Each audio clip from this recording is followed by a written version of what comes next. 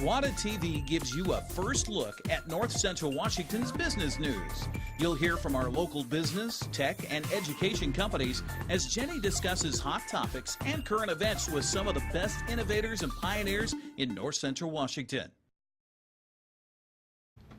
Hello, North Central Washington. Welcome to GWATA TV.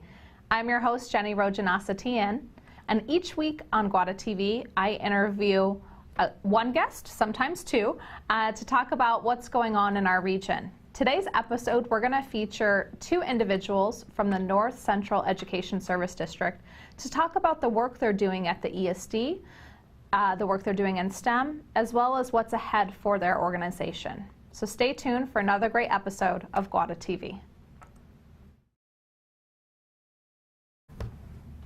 Welcome back to GWATA TV. I'd like to introduce our two guests for today, Dr. Sue Kane and Pete Phillips, both with the North Central ESD. Welcome to GWATA TV. Thanks. Thank you. All right. Sue, I'm going to start with you for the audience who may not know. Tell us a little bit about your role at the ESD. So I have two hats at the ESD. I am the co-director of the Apple STEM Network, something you know a little bit about Yes. as my co-director. But I also am a STEM coordinator, and so work on things like computer science and some of the science and math integration pieces.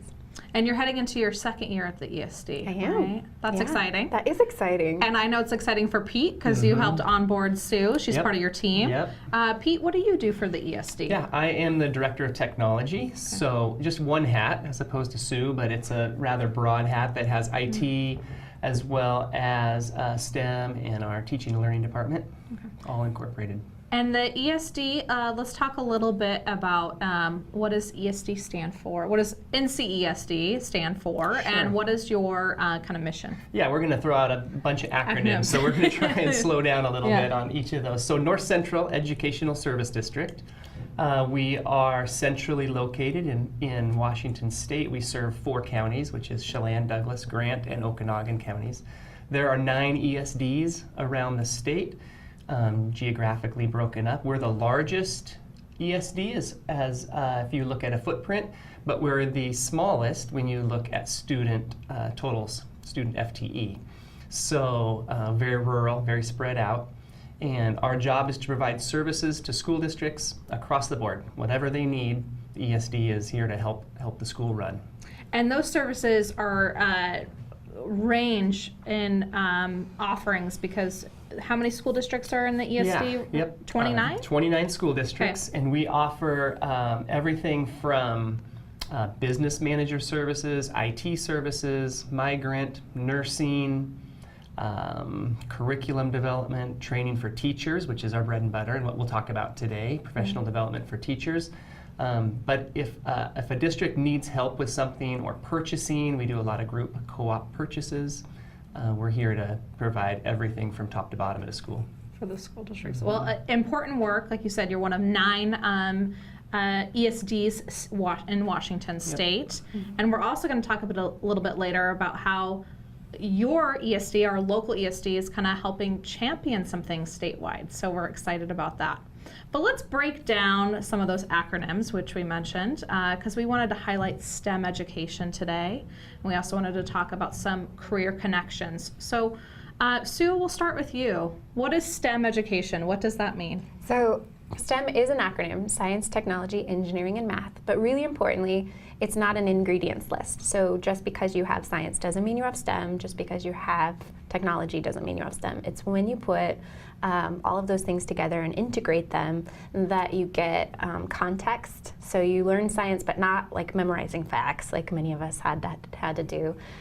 You oftentimes have maybe a project-based learning that you're using as a vehicle to deliver so that you can integrate science, technology, engineering, and math.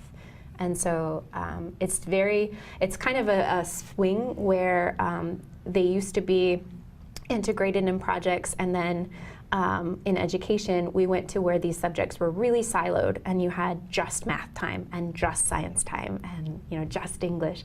Now we're seeing this swing back the other direction, and people realizing that when you do them in isolation, kids really come away without the context, and they don't understand why we're learning or memorizing these random things. And if you allow students an opportunity to experience them in an integrated way, they really discover and make it themselves, or make it their own, rather. And that integration of the curriculum with science, technology, engineering, math, they're often not doing that alone, right? These students are working in teams and in small groups. Yep. So you're teaching some of those, I mean, they call these kids 21st century learners. Some of those skill sets are in like soft skills, developing how do you lead a team, how do you follow in a team, how do you communicate effectively about what roles you're doing.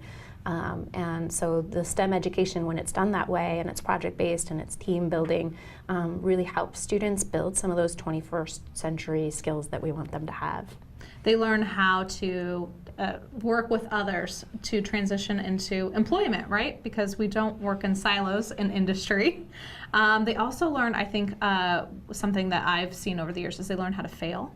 Yeah. Which is really important because none of us go into work and then just execute perfectly delivered projects. There's a lot of learning and failures and obstacles you have to overcome. Yeah, that's a great point, because one of the things that we try to teach our teachers in the classroom is the fact that these kids aren't gonna, they don't need to know everything there is to know about a job that they're gonna get. They need to know how to learn. So being able to learn how to learn and being a lifelong learner, another famous quote that we talk about, you need to change every day in some jobs and be able to adapt. And so teaching kids how to have those soft skills and be able to fail and pick up the pieces and improve and move forward is huge.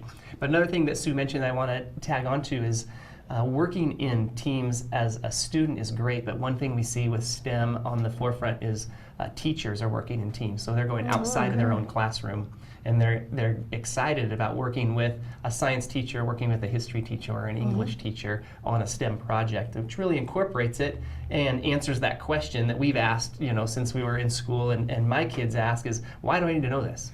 Right? And how many teachers haven't answered the question for them? And so this integration, because STEM is nothing new, right? With those subjects have been around forever.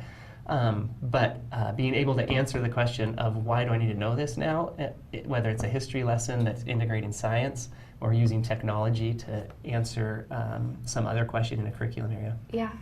And, you know, so we've talked about that STEM piece, and we've started to hit on the connection into careers and lifelong learning. Why does the ESD focus on things like career-connected learning or creating pathways into careers? Why is that a foundation of the work that you're doing? Talk to us a little bit about that and what it means. Yeah, so this is kind of, career and technical education has been a part of the formal education system actually for more than 100 years. The first Carl Perkins Act, I think, is in 18-something actually. So it's always been there. It's always been there. Okay. A part of that, part of your education, the reason that we invest in free public education is actually about getting people ready for careers. It always has been. But CTE, or Career and Technical Education, has done a really good job of getting folks those types of STEM learning. In fact, if you did sort of a Venn diagram of STEM and CTE, you would see much more overlap than separation. And so the ESD, in support of those educators that are doing career and technical education, and in support of doing that STEM education piece, we would be remiss to not focus in on how do we support making those connections happen.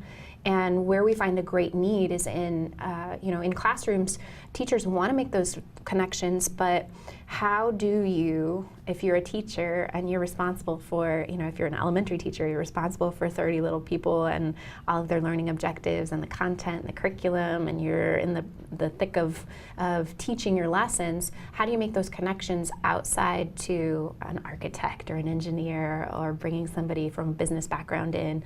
And then if you're a business person on the other side of it, and you want to be involved in nurturing the education system locally, who do you even start to call? And so the ESD, even more recently, has really found some place there where I think supporting and bolstering that career and technical education pipeline and being able to help them make those connections between education and industry it became really a central part of our work in STEM.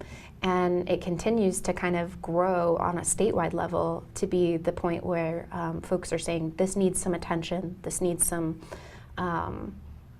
effort, some arms, some people, kind of making it float, if that makes sense. Yeah, and teachers have a lot on their plate, right? They have standardized testing and curriculum and requirements that they have to push through into each classroom day.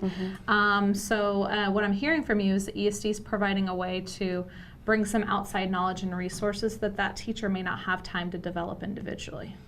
Yeah, and what's really exciting about this on the business side is that our business community is very excited about getting these kids into the workplace. So showing them, even when they're little kids in elementary school, just getting them exposed to what happens around the valley or within your own community. Kids don't get to see that. They drive by every day with mom and dad, but they don't know what happens inside that or what skills need to be learned to get that job. So that's very, very cool to see. And if there's businesses that are interested in connecting with schools, we would love to be that middleman to help get kids for a field trip or some deeper diving into the expertise and the specific product or whatever they're doing inside in this business. We would love to help them connect the dots. Well, we've got to head to a quick break, but to summarize on that topic, I recently learned about science kits that the ESD does, and you have sponsored materials for businesses to get out into the school. So even if the industry can't have a tour, there's a way to sponsor some education resources in the classrooms through the ESD. So there's a suite of ways to get involved with the ESD in terms of supporting educators and students in our community. It's time for a break, but when we come back, we're going to talk more with Sue and Pete from the ESD about an upcoming event they're hosting in town. Stay tuned. Welcome back to GWATA TV. I'm here today with Sue Kane and Pete Phillips from the North Central ESD. We've been talking about STEM education, some of the services and platforms that the North Central Education Service District offers. So let's continue the dialogue. How can people get involved with the work you're doing in education? That is a great question. We actually would really love for the community to get involved with the career connected learning piece. If you have a business or you are a professional of some sort, there's a need right now for a lot of our school districts to make connections with students. We're looking at, in terms of career connected learning, there's a whole menu of options. So if you wanted to plug in and visit a classroom, that would be something. If you want to participate in a career fair, if you want to host a student on site for a job shadow or an internship, we're working with some of our larger employers for apprenticeships. So there's a whole bunch of ways that industry or business professionals can interact, and we really do, like Pete was saying earlier, we want to be that point of contact for those folks to put them in contact with their local schools. And we're not talking about just Wenatchee Valley. We're talking about Twisp and up in the Methal. Yeah, we go all the way up to Orville, okay. Moses Lake, Leavenworth. In fact, that's a really important point because the Wenatchee Learns platform does a fantastic job of connecting the Wenatchee School District with local industry partners, and we want to continue to support them in making those connections happen. But there are a number of school districts immediately outside of the Wenatchee School District that are also looking for those types of career connections for their students. So we're talking about businesses across the region. So if you're in Chelan or Moses Lake or in the Okanagan, tap into the ESD because maybe they don't even know which school district is in their area that they should be tapping into, but you can help send them in the right direction. Yeah, and one more way to plug in if you just want to support education or you want to specifically support a classroom or a grade level within your school district, we have science kits that the ESD refurbishes and fills up and sends out to the classroom, gets used in the class to do experiments, and then gets sent back. If you would like to support that type of work, we have a program called Jumpstart on our webpage for businesses or individuals just to sponsor a kit in a classroom, and they can just purchase an annual subscription to keep those supplies coming to the classroom. So a variety of ways to plug in at any monetary level. You can even donate $100 to the science kits, right? Or $100,000. Or $100,000. To sponsor one student for the STEM kits, it's like $20. the entire grade band, like we have a huge shout out to our Chelan PUD who covered the entire 4th grade for our entire ESD. That's with incredible. kids. That's And incredible. so you can make a contribution as small or as large as you want, and it definitely gets STEM materials into the hands of students. And we're going to transition now from STEM materials into the hands of students to STEM materials to the hands of teachers, because you are doing a big event coming up here, the STEM Summit, which is for our educators. Yep. So let's talk about what are you doing to educate the educators, Yeah. right? Yeah. So our teachers need to learn too, right? Okay. Times are changing, materials are changing, content changes, the skills that our kids need is changing, what's required from. So what we do is provide training for teachers. We call it professional development. And it really is the meat and potatoes, like I said earlier, of everything we do across the board. This is specific around STEM. And so at the ESD, one of the programs we have is a cooperative where the school districts can buy in and they get a whole menu of services around STEM education. One of those things is this STEM Summit. So this is the 2nd annual STEM Summit. It's in Wenatchee. We had about 200 attendees last year. We are well over that this year. About 130 sessions, concurrent sessions that will happen in this 4-day window in August 13th through the 16th. Over 200 teachers are coming, and they get clock hours, which is the way we measure professional development. So it's something that's needed from our teachers, and then the sessions are going to be, we're really excited about the sessions. They will be hands-on, it will be high energy. We've got keynotes coming every day at lunch. And like I said before, it's free for educators that are members of the STEM cooperative. But there's also a way to come if you're not in our ESD. If you're outside listening to this, you can come from outside the area and participate. And this is your 2nd year hosting this style of professional development. What was the inspiration behind doing a STEM Summit? So it's oftentimes challenging during the year for educators to attend professional development or professional learning sessions. They have to get away, they have to get a sub, they have to, try to integrate all of that learning while they're in the middle of teaching, that sort of thing. So this August opportunity for teachers to get some of that inspiration and some of those resources and plans front-loaded at the beginning of the year while you're still making your plans before you have all of those kids in front of you. Makes that a really ideal time for learning. Teachers are really kind of excited to get back. They're getting their classrooms put together. And this can really fill your bucket as far as inspiration. I know last year some of the keynotes, it was like, oh my gosh, I'm ready to go teach kids. So this is a good time of the year for that to happen. And as Pete said, all the STEM co-op members, they get this opportunity. It's embedded. It's free for them to attend. So it's also a great way for the state requires that all educators have 15 clock hours in STEM, and this is a great way to knock off that requirement in the summertime before everything gets going. Well, one of the things I think is really cool and unique about the STEM Summit is, as you've mentioned, this is a requirement. Teachers have to go through professional development. And I imagine that, you could go to a training session just to check the list and get through it. But you are bringing content and materials that can help them transform their classroom and really impact lives. So that's exciting for teachers to have that opportunity. And others are picking up on your platform. So are there other ESDs who are doing STEM Summits now? There is another one starting, yeah. The STEM Summit in Southwest Washington is also on it's the first year that they're going, but multiple sessions, multiple days, and getting teachers trained on how to use some of the materials in the STEM kits that we were talking about earlier. And so, yeah. So with 130 sessions, what are you two most excited about at the STEM Summit? Pete, I'll start with you. Sure. All right. So we're across the board with STEM, but a couple that I'm excited about. We've got the typical technology, which is always on the front burner for folks, how to use Google Apps, how to use Google Classroom. So integrating technology with Chromebooks, which is the one-to-one that we hear about in school, which means one device for every student, that they get to carry this thing around from class to class and do their work on.